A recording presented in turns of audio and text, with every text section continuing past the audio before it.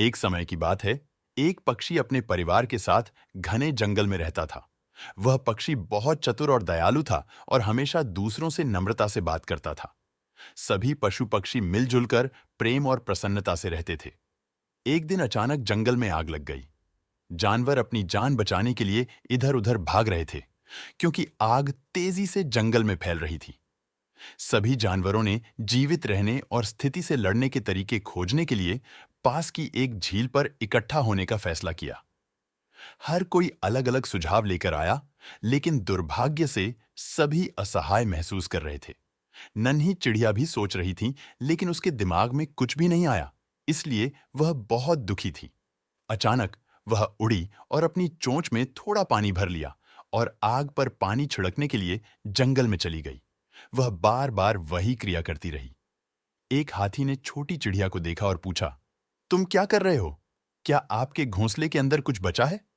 चिड़िया बोली, नहीं नहीं, मेरे घोंसले के अंदर तो कुछ भी नहीं है, लेकिन मुझे उस जंगल से डर लग रहा है जहां हम सब इतने लंबे समय तक रहे। जंगल हमारा घर है जहां हमारे परिवार और दोस्त हैं। मैं इस जंगल को इस हालत में नहीं छोड़ सकता, इसलिए आग बुझाने की कोशिश कर रहा हूं। हाथी आश्चर्यचकित हो गया और बोला, इतने थोड़े से पानी से आग नहीं बुझेगी? पक्षी ने कहा, मुझे पता है कि यह काम नहीं करेगा, लेकिन मैं कोशिश करना बंद नहीं कर सकता। छोटी सी चिड़िया की कोशिशों को देखकर हाथी ने चिड़िया के साथ एकजुटता दिखाई और वही कवायद शुरू कर दी। हाथी ने अपनी सूंड में पानी भरकर आग पर छिड़का।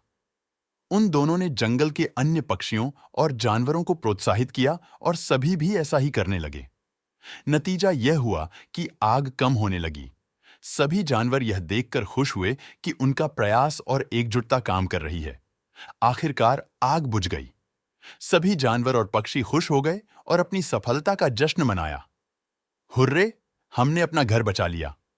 सभी जानवरों ने पक्षी की ओर देखा और कहा, धन्यवाद छोटे पक्षी, यदि आपने हमें प्रेरित नहीं किया होता तो हम पूरा जंगल खो सकते थे। अंत में वे सभी जंगल में खुशी से रहने लगे।